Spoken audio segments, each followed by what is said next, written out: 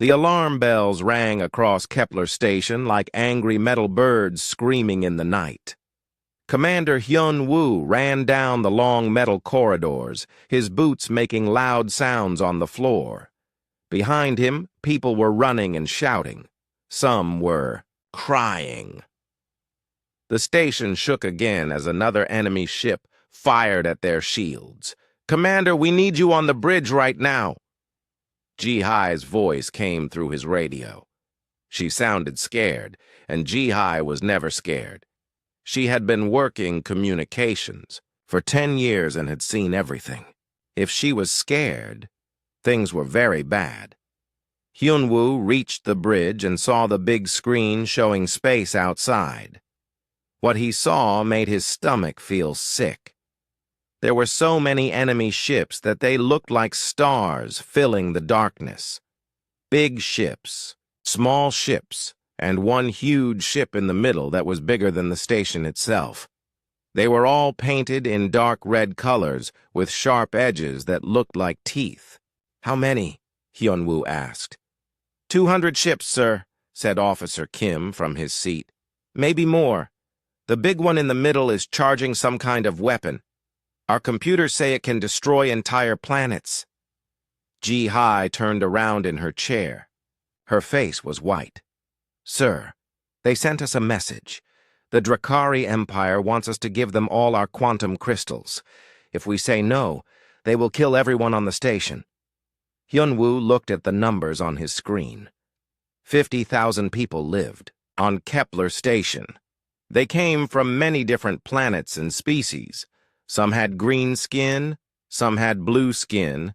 Some looked like humans, but with strange eyes. They all came here to work in the crystal mines. The crystals were very valuable because they could power spaceships faster than anything else in the galaxy. "What do we have to fight them?"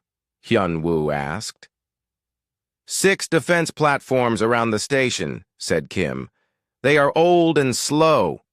We also have 12 security ships, but they are very small. Sir, our weapons are like throwing stones at a mountain. The chi..." Station shook again, harder this time. Some lights went out and came back on. People were screaming in the corridors outside the bridge. "Ji-Hae, send messages to everyone," Hyun-woo said. "Tell all the big governments, tell the military, tell anyone who will listen. We need help now." Ji-Hae's fingers moved fast on her. Controls. "I'm sending emergency signals on all frequencies, sir, but the nearest military base is 3 days away. We don't have 3 days." On the big screen, the huge enemy ship was getting brighter. Energy was building up in its front section like a tiny sun being born. Hyun-woo had seen recordings of what those weapons could do. They could cut through planets like a hot knife through butter. "How long do we have?" he asked. They said 1 hour, sir, Ji-Hai replied. 1 hour to decide. Hyun-woo felt the weight of 50,000 lives on his shoulders. These people trusted him to keep them safe. They had families, children, dreams. Some of them had never even seen their home planets again. They worked hard in the dangerous crystal mines because they needed money to feed their families. "Start evacuation procedures," he ordered. "Get as many people as possible into the escape pods and transport ships." "Sir, we only have enough ships for maybe 5,000 people," Kim said quietly. The number hit Hyun-woo like a punch in the stomach. 5,000 out of 50,000. That meant 45,000 people would die if the enemy attacked. 45,000 innocent people who just wanted to work and live their lives. "Do it anyway," he said. "Save who we can." The bridge became busy with activity. Officers called different parts of the station, telling people to go to the escape areas. But Hyun-woo knew it was not enough. The enemy ships surrounded them completely. Even if the escape pods launched, the Drakari would probably shoot them down just for fun. "Sir, incoming message from the enemy flagship," Ji-Hai said. "Put it on screen." The image changed to show a creature that looked like a giant lizard wearing armor. Its eyes were red and its teeth were sharp. This was Admiral Vorthak, the leader of the Drakari fleet. Hyun Woo had heard stories about him. They said he destroyed entire cities just to make examples for others. "Little station commander," Vorthak said, in a voice like rocks grinding together. "You have seen my fleet. You know you cannot fight us. Give us the crystals now, and I might let some of your people live as slaves." "These people are innocent," Hyun-woo said, trying to keep his voice steady. "They are not soldiers. They are just workers and families." Vorthak laughed, showing his sharp teeth. "Innocent? Nobody is innocent. The strong take from the weak. That is the way of the universe. You have 30 minutes left to decide." The screen went black. The bridge was quiet except for the humming of computers and the distant sound of people running in the corridors. "Sir, what do we do?" Kim asked. Hyun-woo looked at the screen showing all the enemy ships, 200 warships against one mining station. It was not even a fair fight. It was murder. "Keep sending distress signals," he said. "Maybe someone will hear us. Maybe someone will come." But even as he said it, Hyun-woo knew it was hopeless. Help was too far away. The big governments and militaries were busy fighting their own wars. Nobody would risk their ships to save a small mining station. "Ji-hai, send a message to all the families on the station," he said. "Tell them to spend time with their loved ones. Tell them we are doing everything we can." Ji-hai nodded, tears in her eyes. She started typing the message that might be the last thing many people would ever hear. On the screen, the enemy flagship grew brighter and brighter. Soon it would fire, and Kepler Station would become nothing but dust and memories floating in space. 50,000 lives would end, because some lizard creatures wanted shiny crystals. Hyun-woo closed his eyes and wished for a miracle. But miracles, he knew, only happened in stories. The space around Kepler Station was full of dark red enemy ships when something strange happened. At the edge of the star system, where empty space met the light of distant stars, reality seemed to bend and twist. The air itself looked like water, being stirred by an invisible hand. Then, like a fish jumping out of a calm lake, a ship appeared. It was not like any ship anyone had ever seen before. The enemy ships looked angry and sharp, with points and edges like weapons. This new ship was smooth and beautiful, like a piece of art floating in space. Its hull was white and silver, and it moved through space like it was dancing instead of flying. On the bridge of Kepler Station, Officer Kim saw it first on his scanning equipment. "Commander Hyun-woo, sir," Kim said, his voice full of confusion. "There's a new ship in the system." "One of ours?" Hyun-woo asked, hope filling his voice. "No, sir. It's not in any of our databases. The computer has never seen anything like it." Ji-hai looked at her screens and frowned. "Sir, it's sending a signal. But it's using communication methods that are very advanced. Much more advanced than anything we know." The ship was not very big compared to the enemy warships. If the Drakari flagship was like a huge building, this new ship was like a small house. But there was something about the way it moved that made everyone stop and watch. It glided through space without any effort, as if the laws of physics were just suggestions it could choose to follow or ignore. Admiral Vorthak saw the new ship too. On his flagship, his officers were pointing at their screens and talking in excited voices. "What is that thing?" Vorthak growled. "Where did it come from?" "Unknown, Admiral," said his chief officer. "It appeared from hyperspace, but our sensors detected no hyperspace signature. It's like it just appeared." Vorthak studied the strange ship on his screen. It was so small compared to his fleet. One of his warships could probably destroy it, with a single shot. But something about it made him feel uncomfortable, like a predator suddenly realizing it might not be at the top of the food chain. The new ship moved closer to the center of the battle area, positioning itself between the Drakari fleet and Kepler station. It moved slowly, calmly, like it had all the time in the world. Then it sent a message. The voice that came through the communication systems was clear and pleasant. It spoke in perfect galactic standard language, but with an accent nobody could identify. "Attention, Drakari fleet," the voice said. "This is Captain Taemin of the United Earth ship Indomitable. I am politely requesting that you withdraw from this system immediately."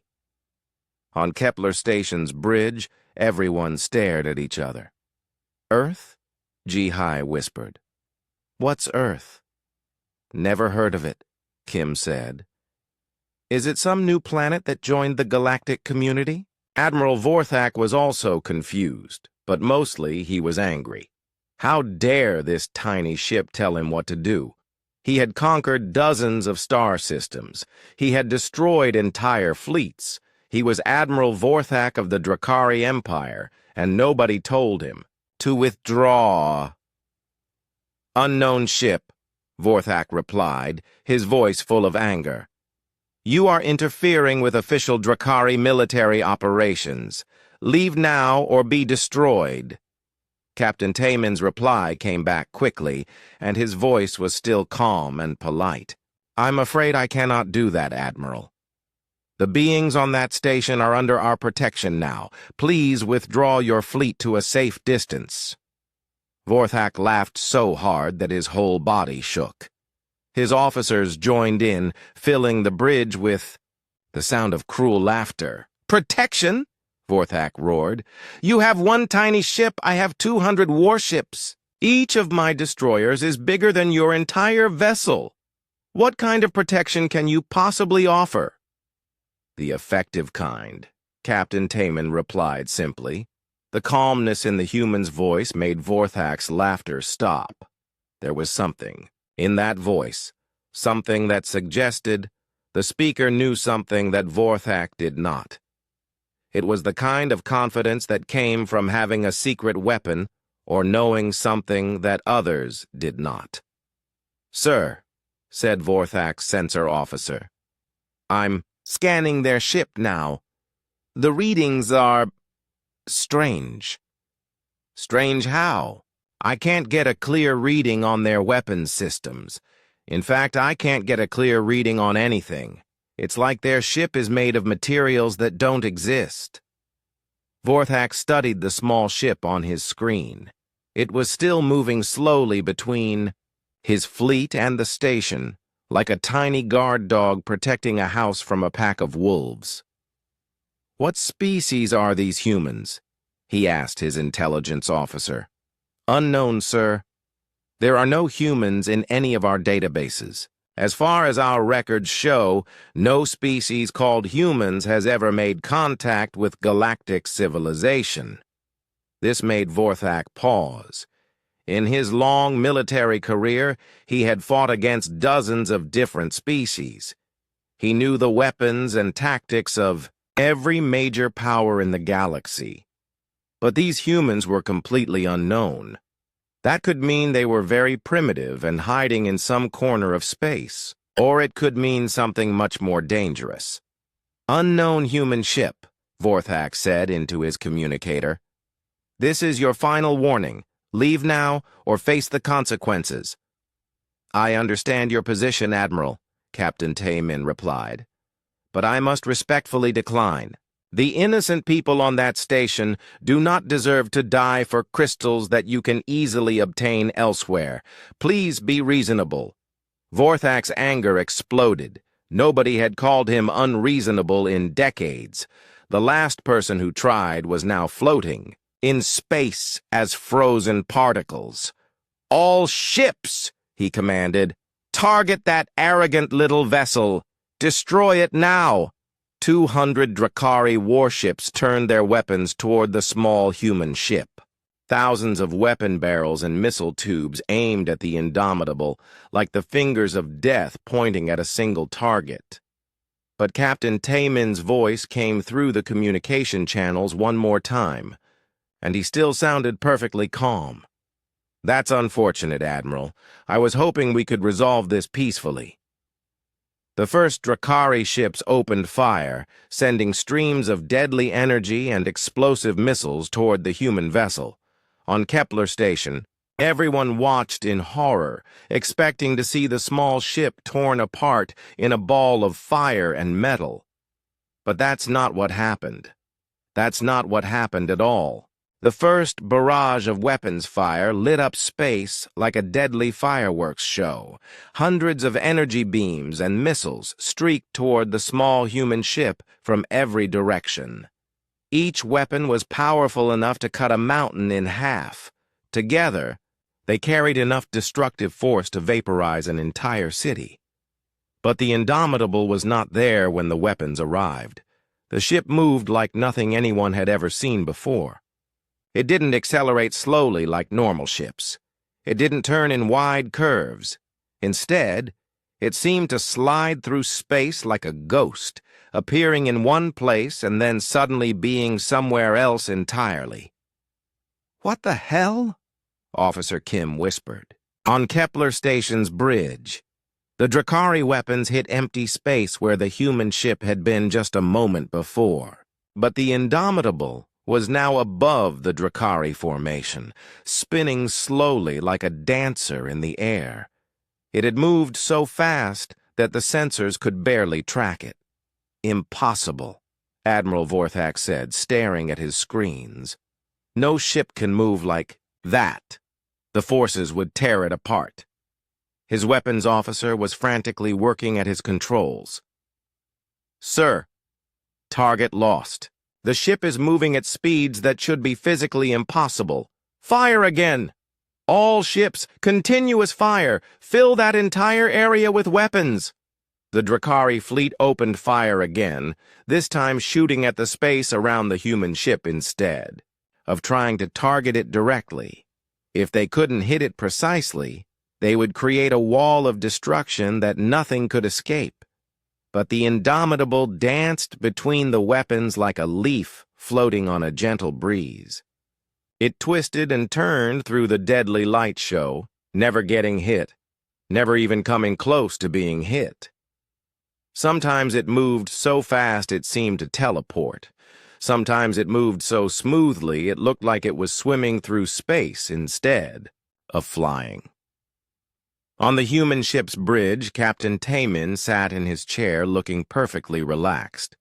Around him, his crew worked at their stations with calm efficiency. "So Young, please maintain communication channels with both the station and the Drakari fleet," he said to his communications officer. "I want everyone to see what's happening." So Young nodded. "All frequencies are open, sir. The entire sector is watching this."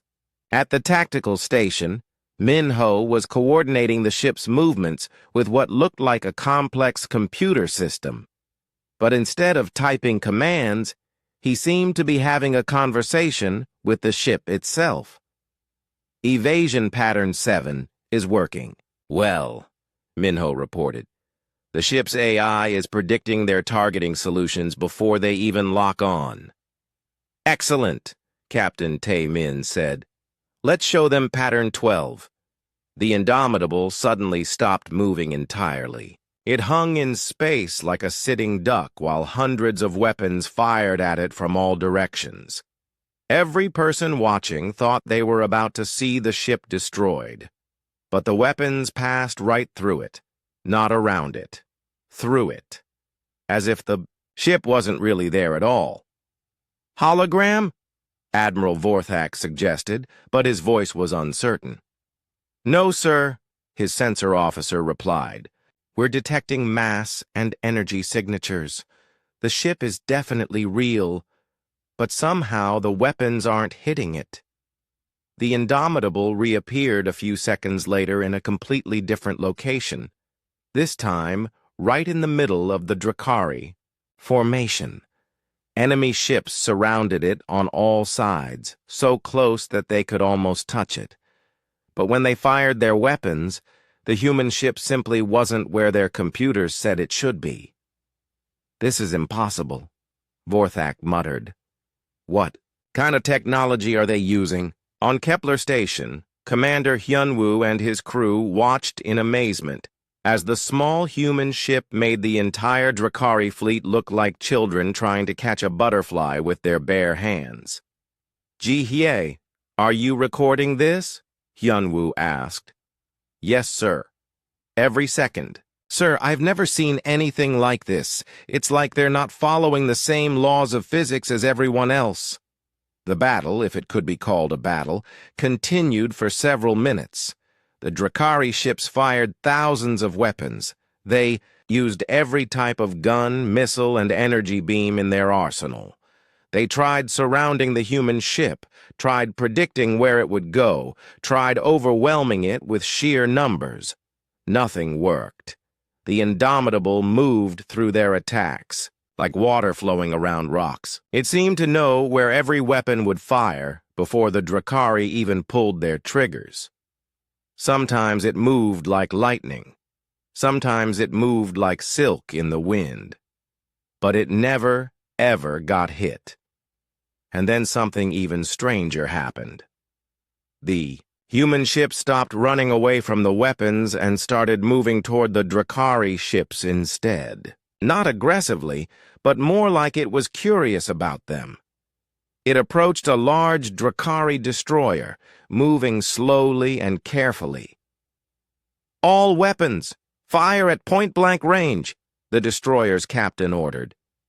The destroyer's guns fired directly at the human ship from just a few hundred meters away. At that distance, missing should have been impossible. But somehow the weapons still didn't hit their target. The Indomitable seemed to exist in a space slightly apart from the rest of reality. Then the human ship did something that made everyone stop breathing. It gently touched the Drakari destroyer. Just touched it. Like a person reaching out to pet. A dangerous animal to show it meant no harm. But when the Indomitable touched the destroyer, all the lights on the big warship went out. The destroyer stopped firing. Its engines went quiet. It began to drift slowly through space like a dead thing. "What happened to the Vengeance?" Admiral Vorthak demanded. "Unknown, sir. All their systems just stopped. They're not responding to communication." Captain Taemin's voice came through the communication channels again, still perfectly calm and polite. "Please don't be alarmed, Admiral. Your crew is perfectly safe. Their ship's systems have simply been temporarily disabled. They will function normally again once you move to a safe distance from this system." The Indomitable moved away from the dead destroyer and approached another Drakari ship. This one immediately opened fire, shooting everything it had at the approaching human vessel. The result was the same. The weapons missed, the human ship made contact, and another Drakari warship went dark and quiet. All ships, retreat to maximum. "Weapons range," Vorthak ordered. "Do not let that thing touch you." But it was too late. The Indomitable had already moved to its next target. 4 minutes after the shooting started, 12 Drakari warships were floating dead in space, and the small human ship was moving toward its 13th victim like death itself, beautiful and unstoppable, and absolutely certain of its purpose.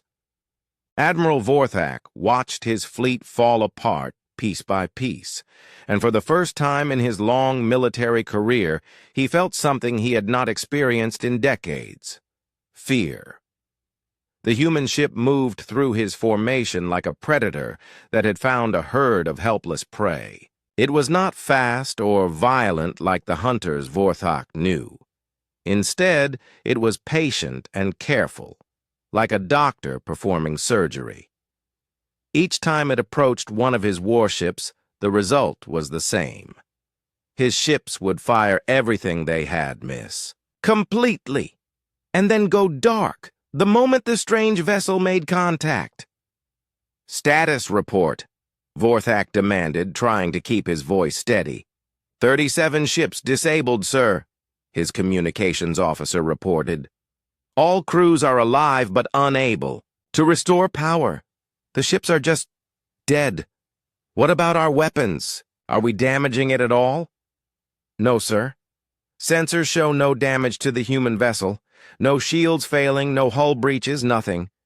It's like our weapons are shooting at empty space. On the Indomitable, Engineer Ha-Na monitored the ship's systems from her station. The readings on her screen would have been impossible to understand for anyone not familiar with human technology. Captain, all systems operating at normal efficiency, she reported. The ship's defensive fields are working perfectly. Any stress on the hull from our maneuvers? Captain Tae-min asked. None, sir. The inertial dampeners are handling everything easily. Captain Tae-min nodded. He looked completely relaxed, as if he was taking a pleasant trip through space instead of single-handedly defeating a fleet of 200 warships. On his screen, he could see the Drakari ships trying to form new attack patterns, but their efforts were useless. His ship's artificial intelligence was already predicting their moves and calculating the best responses. Minho, please continue with the systematic approach, Tae-min said to his tactical officer. Make sure we don't miss any ships. Yes, sir. 43 targets remaining in the outer formation. Shall I focus on the larger vessels first? Whatever is most efficient. The Indomitable approached a Drakari battlecruiser that was twice its size. The enemy ship's captain had learned from watching the fate of other vessels and decided to try something different. All power to engines, the Drakari captain shouted. Maximum speed! We're getting out of here! The battlecruiser's engines flared to life, and the ship accelerated away from the human vessel as fast as it could go. For a moment, it looked like the escape might work. The Drakari ship was fast, and it had a head start. But the Indomitable caught up with it in seconds. The human ship didn't appear to be moving fast, but somehow it was keeping pace with the fleeing Drakari vessel effortlessly. It looked like a person jogging next to someone who was sprinting as hard as they could. Impossible, the Drakari captain whispered. We're at maximum speed. How are they keeping up? The Indomitable gently moved alongside the battlecruiser and made contact. The lights went out, the engines stopped, and another Drakari warship became a floating piece of metal in space. Admiral Vorthak realized that running away was not an option. These humans, whoever they were, had technology that made his fleet look like children playing with toy boats.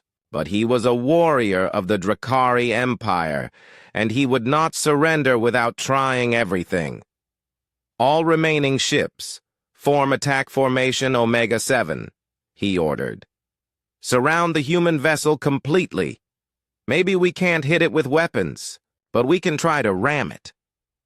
The surviving Drakari ships moved into position, creating a sphere of warships around the Indomitable. If the human ship tried to move in any direction, it would crash into a Drakari vessel. Now, Vorthak commanded, all ships full speed ahead. Ram that thing. Dozens of Drakari warships accelerated toward the center of their formation, where the human ship waited calmly. It was a desperate plan, but it was the only thing Vorthak could think of. Even if they destroyed their own ships in the process, maybe they could take the human vessel with them. But the Indomitable did something that made the ramming attack impossible. It went up. Not up in the way that ships normally moved through space, but up in a direction that didn't exist. For a moment, the human ship seemed to exist in a place that was above three-dimensional space itself. The Drakari ships crashed into each other, while the Indomitable watched from somewhere else entirely. when the human ship returned to normal. Space.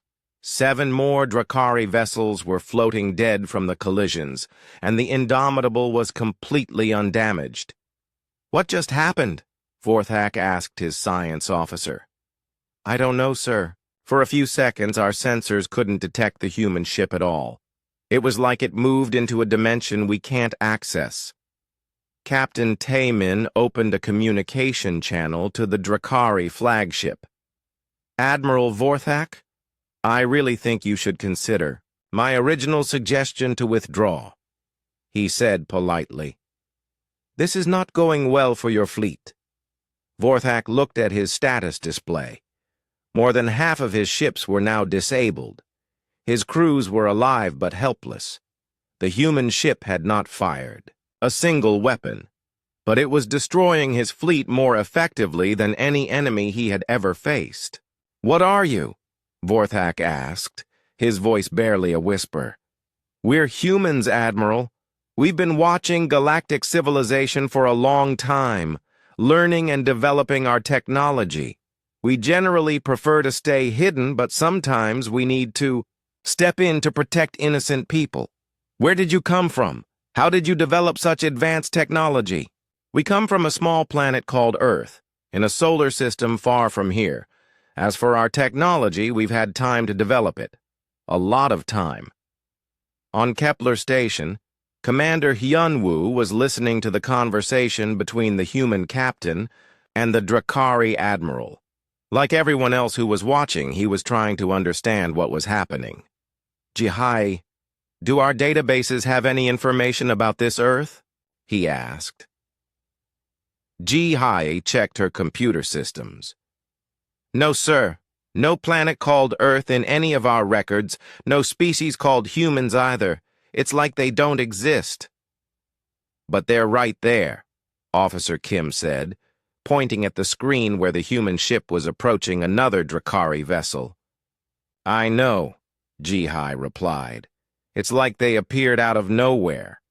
The Indomitable continued its systematic approach, disabling one enemy ship after another. Each time it made contact with a Drakari vessel, the lights went out, and the ship became helpless. The human crew worked with calm efficiency, showing no signs of stress or hurry. Admiral Vorthak watched his fleet disappear ship by ship. He had started this day as the commander of a powerful military force. Now he was watching that force become neutralized by a single small vessel that seemed to operate by different rules of physics. "Sir," his communications officer said quietly, "we're receiving surrender requests from several ships. They want to know if they should abandon their vessels."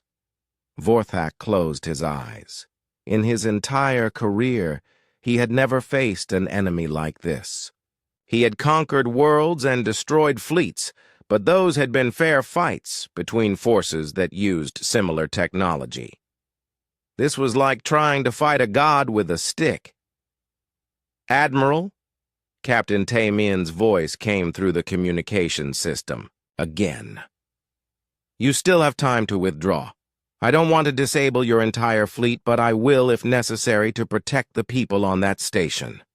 Vorthak opened his eyes and looked at his status display.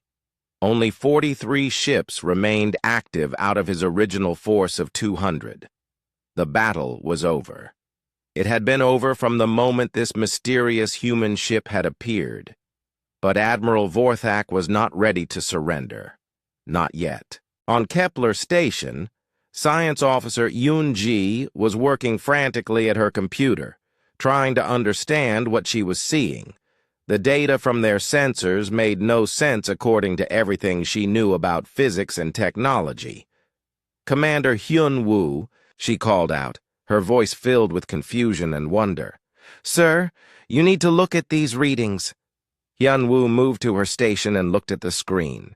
Numbers and graphs filled the display, but most of them showed readings that should have been impossible. "What am I looking at?" he asked. "That's just it, sir. I'm not sure.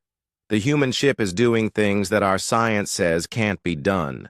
Look at this energy reading. When they move, they're not using normal engines. They're manipulating space itself. Yunji pointed to a graph that showed the space around the human ship bending and twisting like fabric being pulled and stretched. They're creating localized gravity fields, she continued. But not just gravity. They're somehow changing the basic structure of space-time in small areas around their ship. That's how they're moving so fast without being crushed by the forces. And the weapons that keep missing them? Hyun-woo asked. That's even stranger, sir. It looks like they're shifting slightly out of normal space when weapons are fired at them. Not much, just enough to make the weapons pass through empty areas that look like the ship but aren't really there. On his screen, Hyun-woo watched the human vessel approach another Drakari warship. This time he could see what Yunji was talking about. The space around the Indomitable seemed to shimmer and bend, like looking at something through moving water. How is that possible? He wondered. I don't know, sir. Our most advanced theories about space manipulation are just theories. We can barely create small gravity fields in laboratory conditions. But they're doing it easily, like it's basic technology for them. The Indomitable reached the Drakari ship and made contact. Immediately, all the lights on the enemy vessel went out. What about the way they're disabling the ships? Hyun-woo asked. Yunji showed him another display. This is the really scary part, sir. When they touch a ship, they're sending some kind of energy pulse through the entire vessel. But it's not an electromagnetic pulse or anything we recognize. It's like they're telling every electronic system on the ship to go to sleep. Could they do that to us? Sir, I think they could do that. To any ship in the galaxy. Our shields, our weapons, our engines, everything we use depends on electronic systems. If they can turn those off with a touch... Hyun-woo felt a chill run down his spine. If these humans wanted to, they could disable every ship in known space. They could shut down entire planets by turning off their power systems. The technology they were seeing was beyond anything in galactic civilization. Admiral Vorthak was having similar thoughts on his flagship. His science officers were giving him reports that sounded like fantasy stories. Admiral, we've analyzed the disabled ships. His chief scientist reported. The human technology didn't damage anything. It simply turned everything off. Our crews are fine, but they can't restart any systems. What kind of power source are they using? Vorthak asked. Unknown, sir. Our sensors can't detect any normal energy signatures from their ship. No fusion reactors, no antimatter systems, nothing we recognize. It's like their ship is powered by physics we don't understand. Vorthak watched the human vessel disable another of his ships. The process was so gentle, so careful, that it was almost insulting. These humans weren't even trying to destroy his fleet. They were just turning his ships off like someone turning off lights in a house. Sir, his communications officer said, we're receiving a message from the human captain. He wants to speak with you directly. Put him through. Captain Taemin's calm voice filled the bridge of the Drakari flagship. Admiral Vorthak, I hope you're beginning to understand that this situation cannot end well for your fleet. I really don't want to disable all of your ships, but I will if you force me to. What do you want? Vorthak asked. Nothing, Admiral. We want nothing from you or your empire. We simply want you to leave these innocent people alone. You keep saying we. How many of you are there? There was a pause before Captain Taemin replied. Enough, Admiral. There are enough of us. Are you threatening the Drakari Empire? Not at all. We have no interest in your empire or your politics. We only intervene when innocent people are threatened by forces they cannot resist. The people on that station cannot defend themselves against Your fleet, so we are defending them. Vorthak felt his anger rising again. You think you can dictate terms to the mighty Drakari Empire? We have conquered hundreds of worlds. We have fleets that could darken the skies of entire planets. I'm sure you do, Admiral. But right now, your fleet is being systematically disabled by a single ship. Perhaps it's time to reconsider your approach to problem-solving. On the Indomitable, Captain Taemin was monitoring the situation with calm attention. Around him, his crew continued their work with quiet efficiency. Captain, Minho reported from his tactical station, we have disabled 167 enemy vessels. 33 remain active. Any signs that they're preparing to withdraw? Taemin asked. No, sir. If anything, the remaining ships are moving into a tighter formation around their flagship. Captain Taemin sighed. He had hoped the Drakari would be reasonable, but some species seemed determined to learn lessons the hard way. So Young, please send a message to all ships in the system, he said to his communications officer. I want everyone to understand what's happening here. So Young nodded and opened communication channels to every vessel and station in the system. Dozens of different species would hear this message. Attention all ships and stations, Captain Taemin's voice carried across space. This is Captain Taemin of the United Earthship Indomitable. I want to make something clear to everyone who is watching these events. On Kepler Station, everyone stopped what they were doing to listen. Humanity has been observing galactic civilization for many centuries, Taemin continued.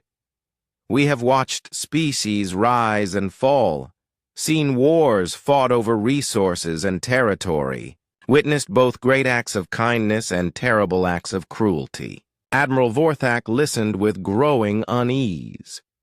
We have generally chosen to remain hidden, developing our technology and our understanding while the galaxy grew and changed around us. But sometimes we see situations where innocent people face destruction by forces beyond their ability to resist.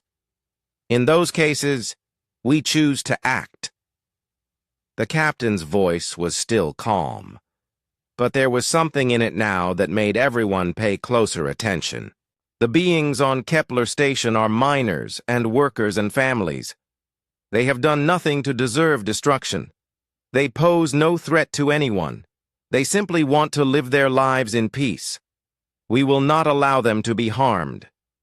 Vorthak felt a cold fear settling in his stomach. These humans had been watching galactic civilization for centuries. They had been developing their technology while everyone else fought wars and built empires. What kind of capabilities had they developed in all that time? Admiral Vorthak, Captain Taemin said, addressing him directly. You have two choices. You can withdraw your fleet now, and this incident ends here. Or you can continue this fight and discover just how advanced human technology has become. I recommend the first option. Vorthak looked at his status display. 2/3 of his fleet was already disabled. The remaining ships couldn't even hit the human vessel, let alone damage it. But he was Admiral Vorthak of the Drakari Empire. He did not surrender to unknown aliens with mysterious technology. All remaining ships, he commanded. Concentrate. All firepower on the human vessel. Everything we have, maximum power, continuous fire. The last 33 ships of his fleet opened fire simultaneously, creating a storm of energy and missiles that lit up space like a small star. The result was the same as before. The weapons missed, and the Indomitable continued its calm approach toward the next target. But Captain Taemin's patience was running out. Captain Taemin decided it was time to show the galaxy something that would change everything. He opened communication channels not just to the Drakari fleet and Kepler Station, but to every listening post, every ship, and every communication relay within 50 light years. "This is Captain Taemin of the United Earth ship Indomitable," he began. "I believe it's time for humanity to introduce itself properly to galactic civilization.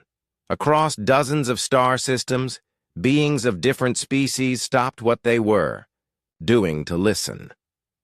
The message was being broadcast on all frequencies, in all languages, using communication technologies more advanced than anything they had seen before. For the past 800 years, humanity has been aware of the galactic community, Taemin continued.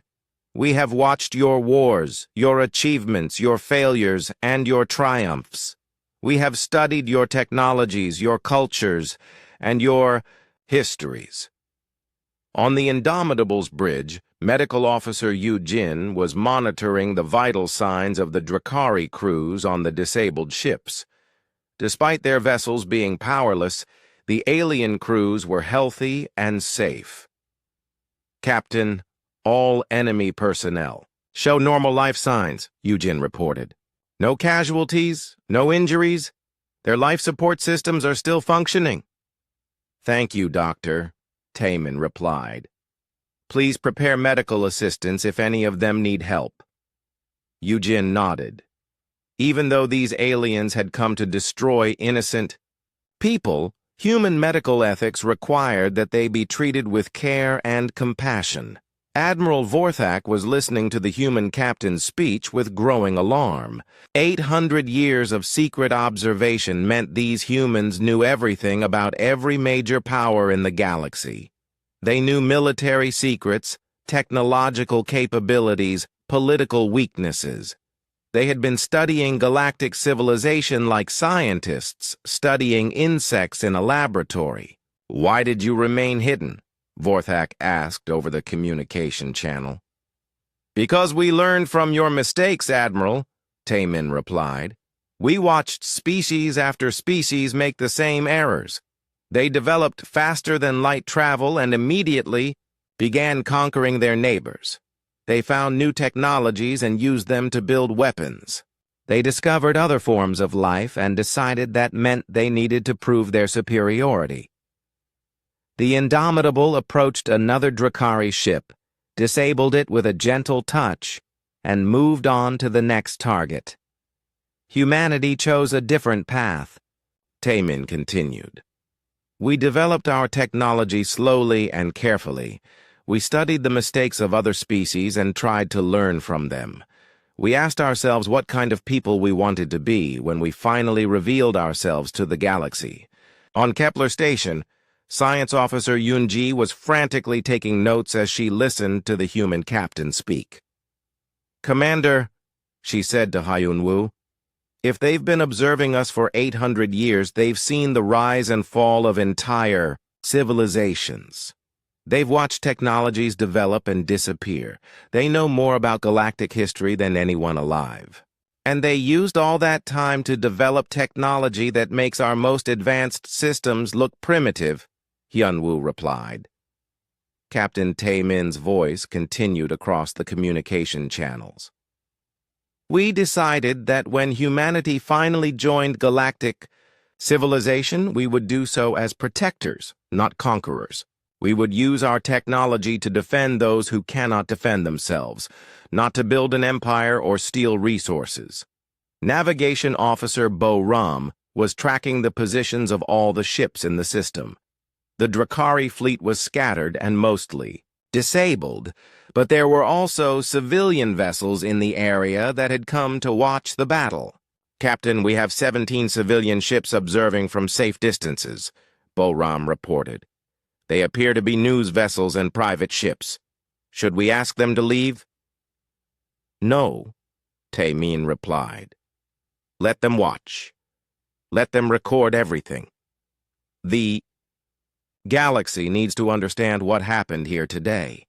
The Indomitable continued its systematic approach, disabling the remaining Drakari vessels one by one.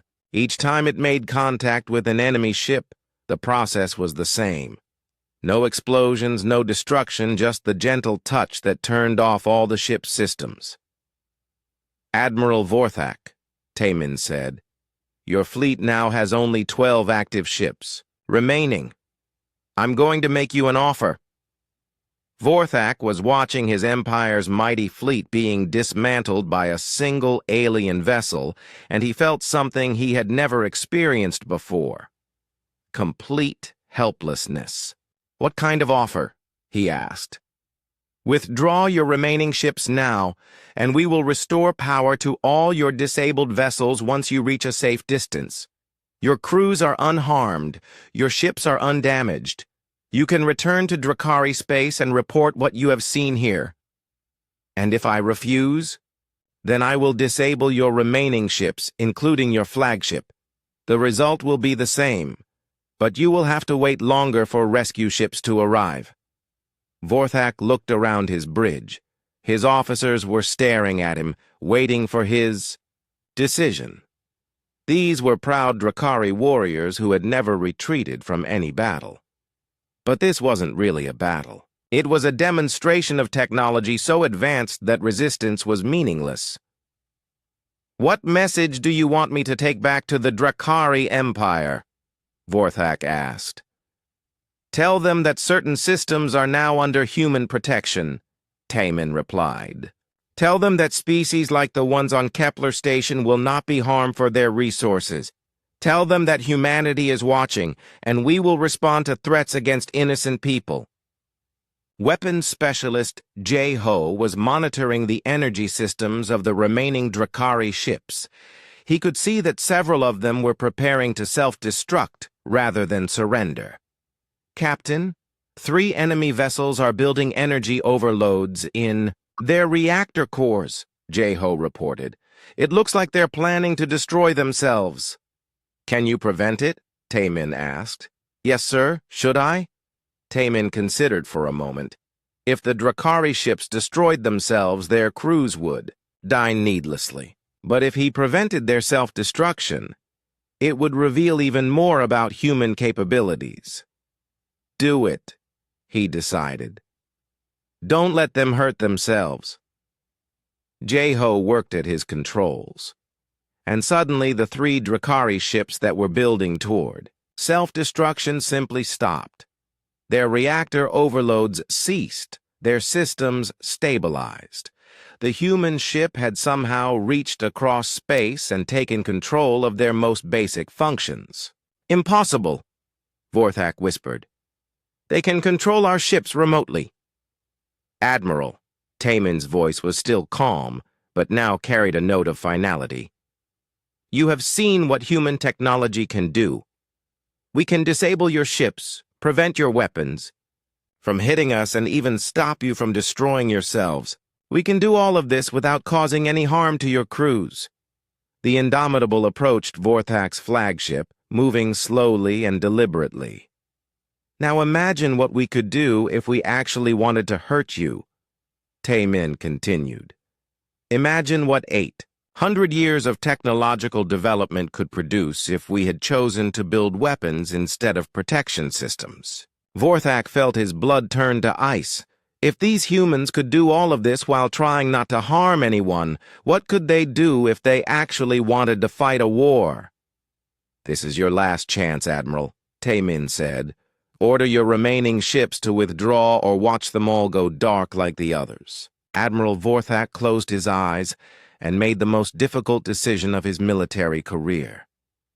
All ships, he said quietly into his communicator. Begin withdrawal to the edge of the system. Stand down all weapons. The remaining Drakari vessels slowly turned away from Kepler Station and began moving toward the outer system. As they did, something amazing happened. One by one, the disabled ships began to come back to life. Their lights returned. Their engines restarted. Their systems came back online.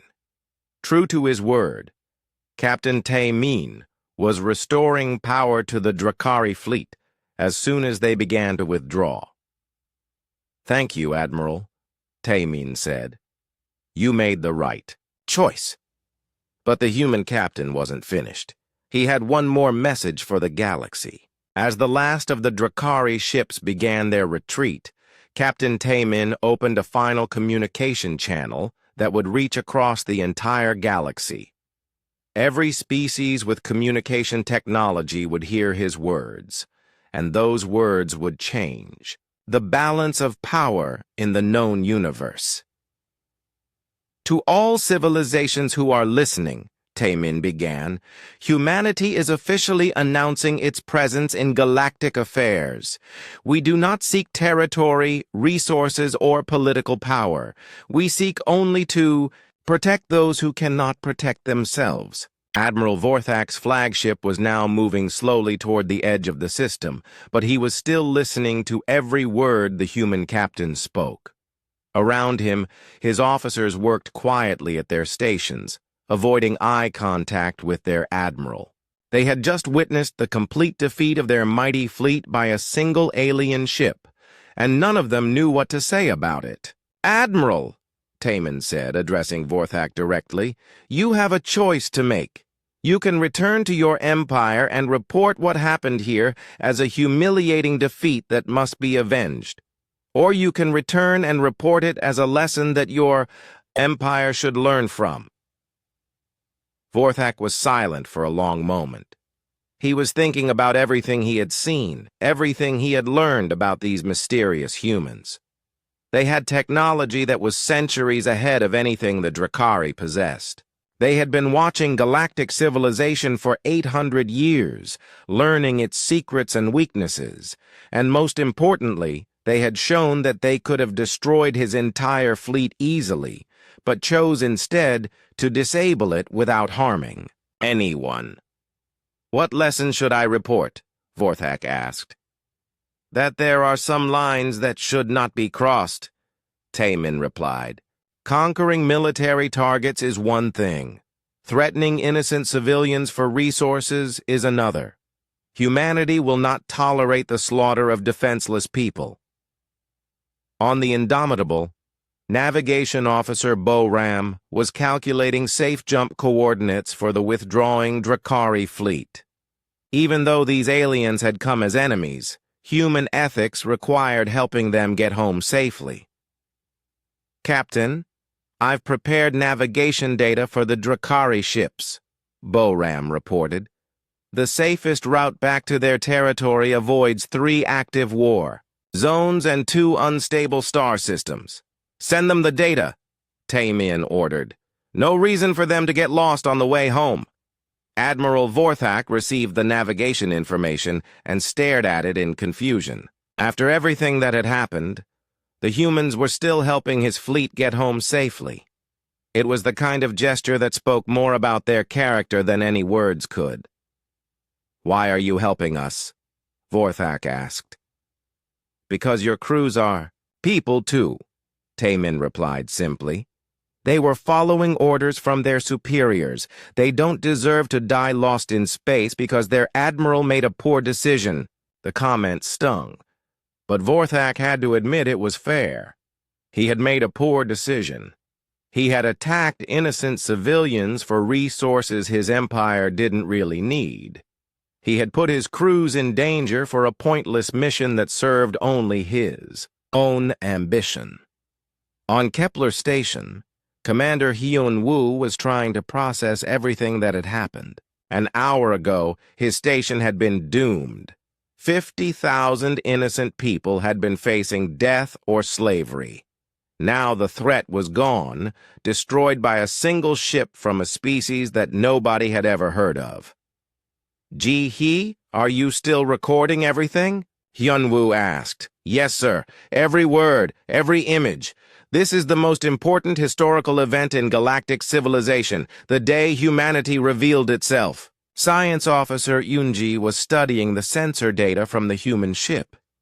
Even now, as it hung motionless in space, the readings were unlike anything in their databases. "Commander, I'm detecting some kind of quantum field around the human ship," she reported. "It's like they exist in a slightly different version of reality than the rest of us." "Could that explain how they avoided all those weapons?" Hyun-woo asked. "Possibly, sir. If they can shift between different quantum states, they might be able to make weapons pass through them without making contact. But the level of technology required for that is beyond anything we can imagine. Captain Taemin's voice came through the communication system again, this time speaking directly to Kepler Station. "Commander Hyun-woo, is your station secure?" "Yes, Captain Taemin. Thanks to you and your crew, everyone here is safe. I'm glad to hear that. Please inform your people that this system is now under human protection. Any future threats will be dealt with appropriately." Hyun-woo felt a wave of relief wash over him. The 50,000 people on his station would be safe. Their families would see them again. Children would grow up instead of dying for somebody else's greed. "Captain, how can we thank you?" Hyun-woo asked. "No thanks necessary, Commander. Just continue living your lives in peace. That's all the thanks we need." Admiral Vorthak's fleet had now reached the edge of the system. All of his ships were functional. Again, their power restored by the mysterious human technology. But as he prepared to jump to hyperspace, he found himself thinking about the choice Captain Taemin had given him.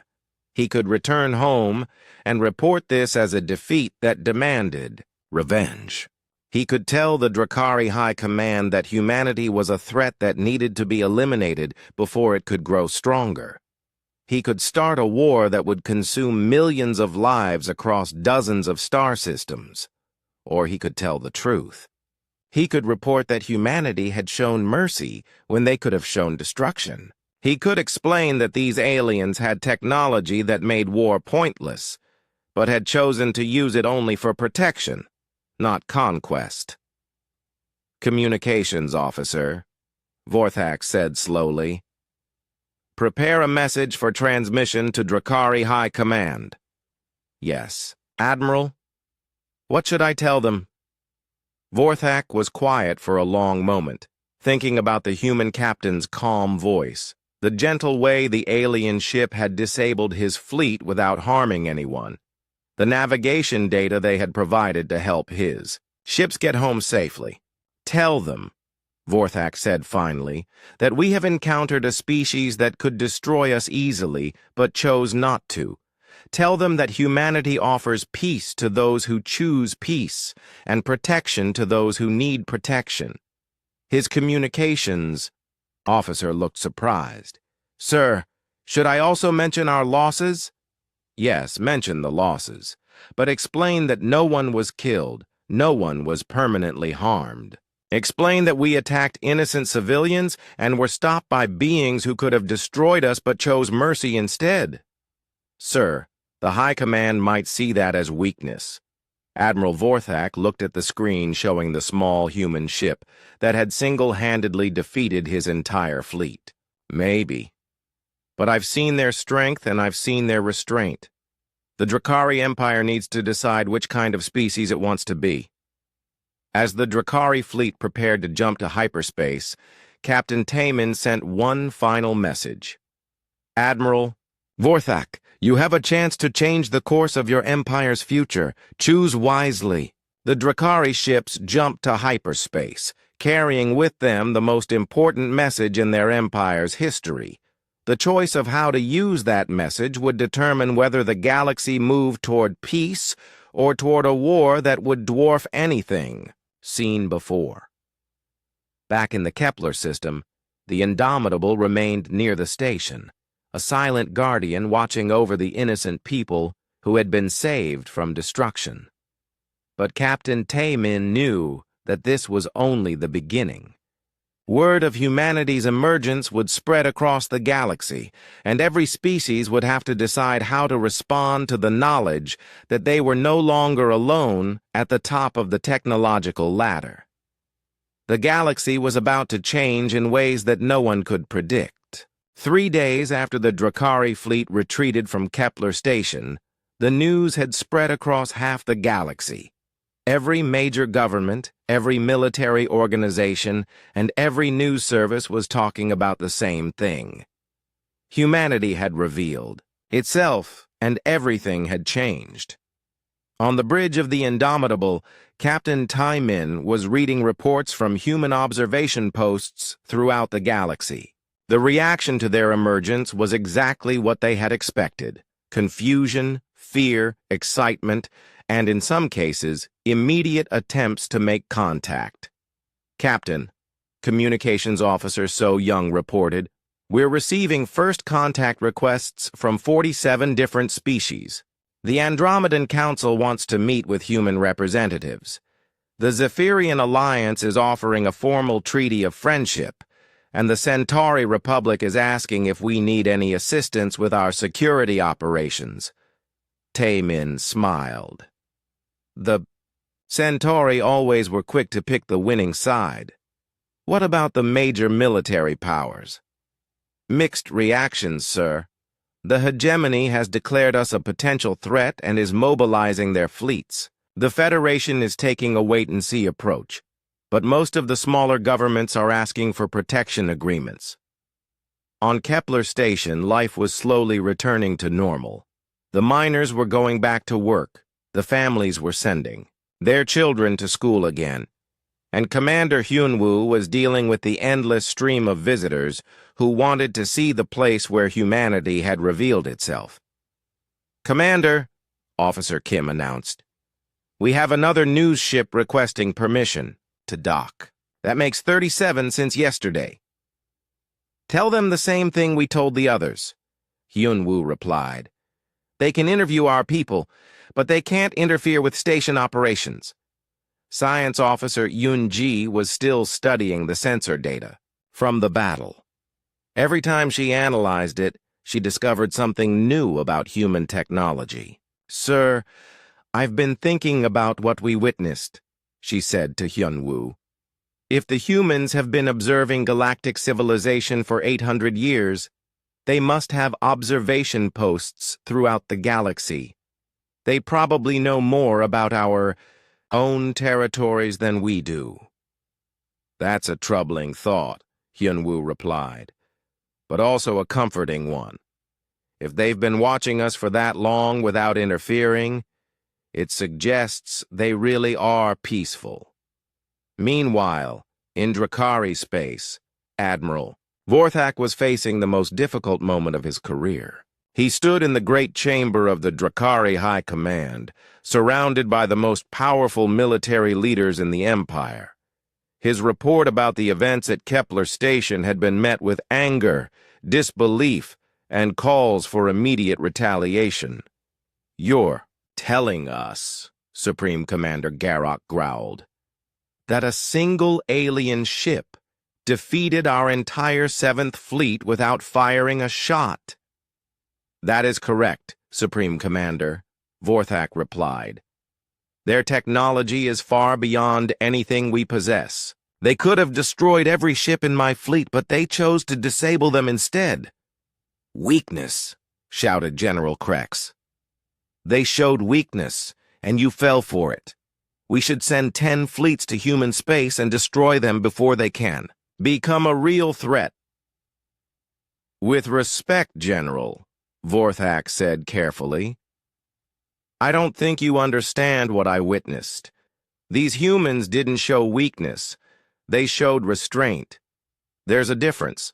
The argument that followed would determine the future of the Drakari Empire and possibly the galaxy itself. Some commanders wanted immediate war with humanity. Others wanted to negotiate. A few suggested that the Empire should focus on internal development instead of external conquest. But Supreme Commander Garrock was thinking about something else entirely. He was thinking about the navigation data the humans had provided to help the Drakari fleet get home safely. He was thinking about the fact that no Drakari lives had been lost despite the complete defeat of their forces. And he was thinking about what Admiral Vorthak had said about the gentle way the human ship had approached each disabled vessel, like a doctor caring for patients instead of a warrior destroying enemies.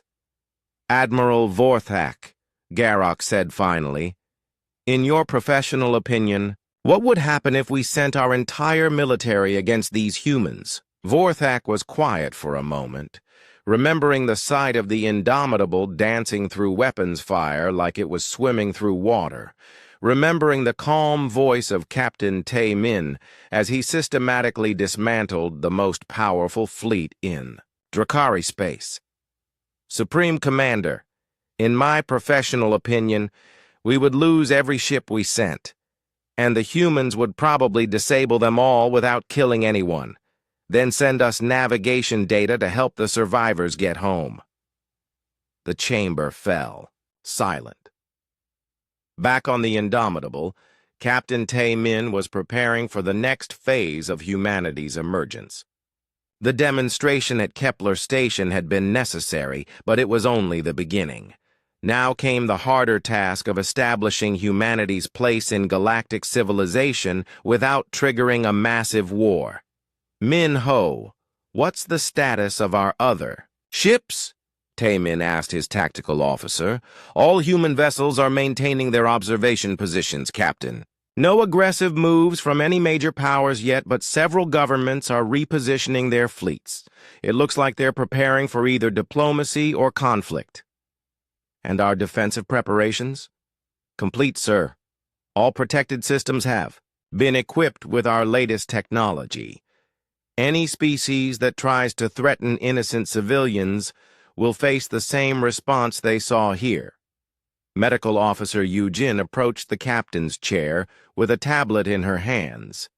Captain, I've been analyzing the psychological profiles of the species we've been observing, she said.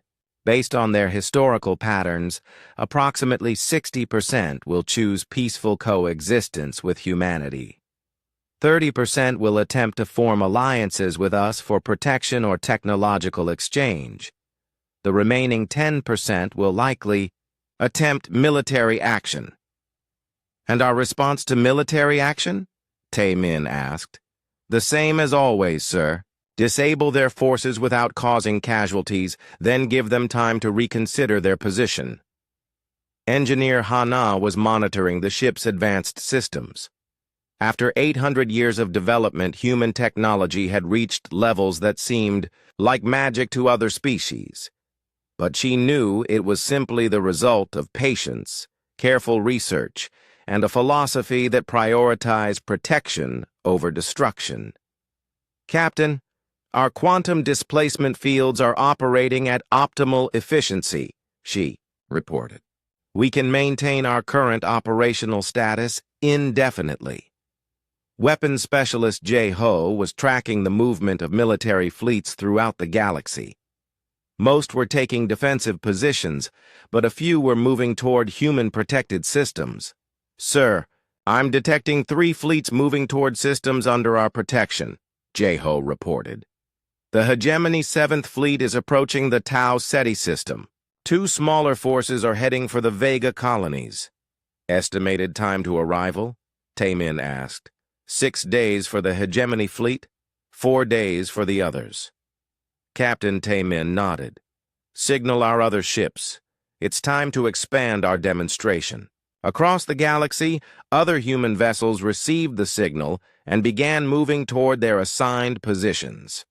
Each ship was identical to the Indomitable in capability, each crew trained in the same philosophy of protection without destruction. On Earth, in the hidden command centers where humanity had been planning this emergence for decades, military leaders and philosophers worked together to coordinate the most important moment in human history. The pattern is holding, reported Admiral Sarah Chen, the overall commander of human space forces. Initial reactions are following our predictions. We should be able to establish our protective zones without major conflict. What about the Drakari? Asked Dr. Michael Okafor, humanities chief xenopsychologist. Admiral Vorthak's report seems to have influenced their high command toward caution. Our sources suggest they're leaning toward negotiation rather than retaliation. In the depths of space, the network of human observation posts that had watched galactic civilization for 8 centuries began to reveal themselves. One by one, cloaked stations became visible on alien sensors, showing that humanity had been present in every major star system for longer than most species had possessed faster than light. Travel. The revelation was staggering. Humanity hadn't just been hiding on one distant planet. They had been everywhere, watching everything, learning from the mistakes and successes of hundreds of different civilizations. Commander Hyun-woo received a message from the Human Observation Post that had been secretly stationed in the Kepler system for over 200 years. The post's commander, a human woman named Dr. Elena Vasquez, requested permission to visit the station and formally introduce herself. Ji-hai, prepare to receive. A human diplomatic vessel, Hyun-woo ordered. Sir, this is incredible, Ji-hai replied. They've been watching over us for 2 centuries, and we never knew they were there. The small human diplomatic ship that docked with Kepler Station was as advanced as the Indomitable, but designed for peaceful contact rather than defense. Dr. Vasquez and her team came aboard carrying gifts, advanced medical technology, improved life support systems, and educational materials about human culture and history. Commander Hyun-woo, Dr. Vasquez said as they met in the stations.